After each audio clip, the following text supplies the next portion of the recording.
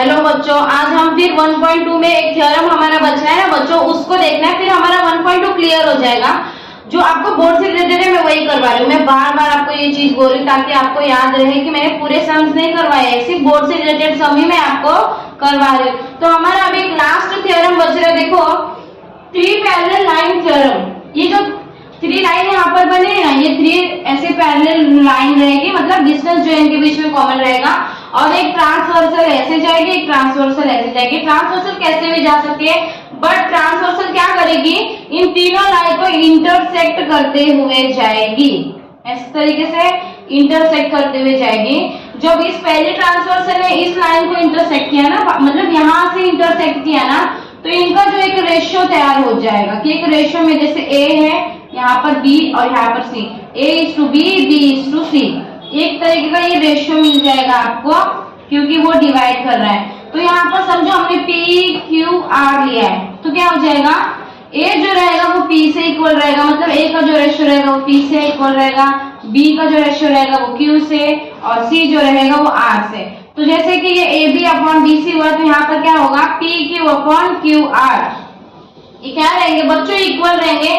यही इस थ्योरम में आपको बताया हुआ है, ठीक है। तो देखो मैं आपको पेज नंबर 10 पे आपको जो थ्योरम है वो पढ़कर बता रही हूँ बच्चों, जरा देखो, बुक खोलनी है आपको।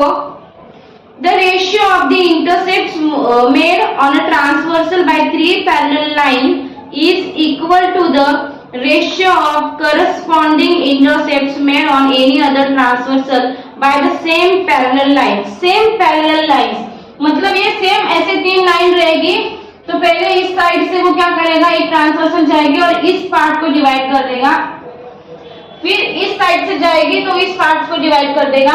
लेकिन डिवाइड अगर करता है तो सेम रेशियो में डिवाइड करेगा। अब सेम रेशियो में ही क्यों डिवाइड करेगा, बिकॉज ये जो है ना, मतलब ये जो आपकी पहली लाइन है, लाइन L फिर M और N, ये ना कैसी है, पैरेलल है। कैसी है, पैरेलल है। पैरेलल का मतलब इनके बीच में सेम डिस्टेंस है, इसीलिए जब ये लाइन इसको ट्रांसवर्सल जब इसको काटेगा तो ये कैसे हो गए, बराबर इक्वल में ही इसका डिवीजन होगा, इसीलिए ऐसा बोला गया कि 3 पैरेलल लाइन थ्योरम, मतलब ये जो तीनों लाइन है ना वो तीनों इक्वली पार्ट में ही डिवाइड होगी, ऐसा इस थ्योरम का कहना है। समझ में आया, ठीक है। चलो मैं आपको इसके बेस पे आपके एक्सरसाइज में एक सम है जो बहुत इंपॉर्टेंट है, बोर्ड से रिलेटेड है, वही मैं आपको करवाने जा रही हूँ। देखो थोड़ी देर इधर देखो बच्चों, अभी आपको मैंने थ्योरम समझाया था ना, अभी उसी के बेस पर हमारे एक क्वेश्चन है जो बहुत इंपॉर्टेंट है, बोर्ड में आने का इसका बहुत ज्यादा चांसेस है, वही मैं आज आपको करवाऊंगी, ठीक है। देखो बेटा, क्वेश्चन नंबर 5 आपके बुक में कितना है, क्वेश्चन नंबर 5 है। इन अ ट्रेपेजियम ABCD, ये ट्रेपेजियम है, आपको नाम दिया ABCD, ठीक है।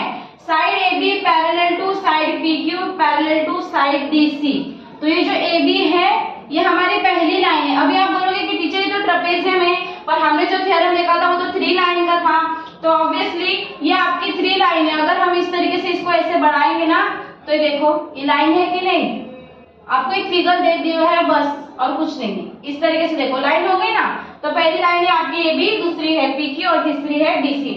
तो इन्होंने बोला ये तीनों जो है ना एक दूसरे से पैरेलल है, पैरेलल मतलब ये कॉमन डिस्टेंस है इनके बीच में, पैरेलल है ये। आपको साइड्स भी दिए हुए, AP कितना दिया बच्चों, 15, यहाँ पर मैं लिख देती हूँ AP 15, इसको हटा देती हूँ। आपको समझ में आया ना 3 पैरेलल लाइन कैसे हुई है, ठीक है। देखो हटा दिया मैंने। AP कितना बच्चों 15, PD कितना 12, QC 14 और BQ आपको फाइंड करना है, ठीक है। क्वेश्चन समझ में आया, हाँ। फाइंड BQ बोले आपको, तो मैंने आपको जैसे बताया था कि गिवन लिखना है, फिर फाइंड लिखना है, फिर सॉल्यूशन करने जाना है। तो गिवन में हमने लिख दिया इन अ ट्रेपेजियम ABCD, वही लिखना है जो यहाँ पर दिया हुआ है। जो कुछ भी आपको क्वेश्चन में दिया हुआ है ना, वो आपका पहला आंसर में हो जाएगा एज अ गिवन। तो side AB parallel to side PQ parallel to side DC, ये हमने लिख लिया, और इन सबकी मेजरमेंट लिख दी थी हमें। फिर फाइंड करने के लिए क्या बोला था, BQ। तो अभी देखो सोल्यूशन हम करने जा रहे हैं, तो हमारा कौन सा थ्योरम लगेगा यहाँ पर, जैसा भी आपको मैंने बताया था कि ये 3 लाइन है, समझ में आया, 3 लाइन है। तो by the property of the 3 parallel line and their transversal, transversal 2 है आपके पास। अगर आप इस तरीके से इसको बढ़ाएंगे देखो, तो ये हो जाएगी पहली ट्रांसवर्सल और ये हो जाएगी आपकी दूसरी ट्रांसवर्सल, ठीक है। हाँ, तो अभी देखो हमें करना क्या है, क्या सीखा था हमने इस थ्योरम में कि एपी अपॉन पीडी रेशियो क्या मिलेगा आपको, AP upon PD is equal to B Q upon QC equal होता है ये, ऐसा हमें थ्योरम में बोला था। सॉल्व करना है, अभी हमें वैल्यू निकालनी है इसकी, किसकी निकालनी है, बी क्यू की। तो इन सब की वैल्यू हम लोग पहले भर देंगे। देखो एपी कितना है 15, पीडी 12, बी क्यू नहीं है तो बी क्यू ही लिखेंगे और क्यूसी है आपके पास 14। ठीक है, तो अब क्या करेंगे हम लोग, क्रॉस मल्टीप्लाई करेंगे इसका। देखो 15 इंटू 14 इस वे में, ठीक है, ये वाला कर लिया हमने। अब हमको क्या करना है, इक्वल का साइन डालना है, फिर इस वे में करना है, बी क्यू इंटू 12। क्लियर है। अभी देखो हमें फाइंड करना है बी क्यू, लेकिन बी क्यू के पास ये 12 है, मल्टीप्लीकेशन में है, तो हम इसको इधर लेकर आएंगे इस साइड में। तो ये 15 इंटू 14 एज इट इज रहेगा, ये 12 मल्टीप्लीकेशन में इधर आ गया तो डिवीजन में चला गया, और यहाँ पर आपका बच रहा है बी क्यू जो आपको निकालना है। ठीक है, तो देखो 12 और 14 15 ये कटेगा, कैसे कटेगा, देखो 2 6 12 और ये 2 7 14। समझ में आया मैंने कैसे काटा, डायरेक्टली किया है, इसको 2 से काटा, इसको 2 से काट दिया। अब ये देखो ये 3 से कटेगा, 3 और 15 बराबर ना, तो ये जो 3 है 3 2 6 और यहाँ पर आएगा 3 5 15। समझ में आया। अब देखो हमारे पास यहाँ पर 5 है और 7 है, ये दोनों के बीच में मल्टीप्लीकेशन है, तो 5 7 35 और नीचे कौन है 2, यहाँ पर कौन है बी क्यू। तो 35 का आधा करना है हमें, 2 मतलब क्या होता है हाफ, तो इसका आधा हम कर लेंगे। तो जैसे कि देखो यहाँ पर कर देती हूँ मैं, आपको समझ में आ जाएगा। बहुत से बच्चे होते हैं जिनको इस वे में समझ में नहीं आता है, तो ऐसे देखो 2 1 2 1 बच गया, 5 को लिया हमने, 2 7 14 फिर से 1 बच गया, यहाँ पर क्या लेना, एक पॉइंट लेना, इधर हो गया 10, तो 2 5 10 मिल गया। हमें क्या मिल रहा है, ये 17.5 is equal to B Q.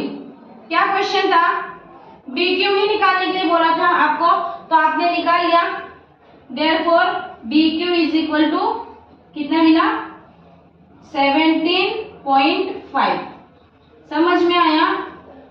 हाँ देखो बच्चों बहुत इजी सम था कि नहीं, थ्योरम समझ में आया ना। हाँ तो इसी वे में आपको बोर्ड में भी आएगा, आपको करना है, बिल्कुल भी छोड़कर आना नहीं है। और पेपर में अगर आप कहीं अटकोगे तो सिर्फ आंख बंद कर लेना और मुंह से याद कर लेना, तो ये आपको डेफिनेटली आपका पेपर बहुत अच्छा जाएगा। समझ में आया बच्चों, ठीक है।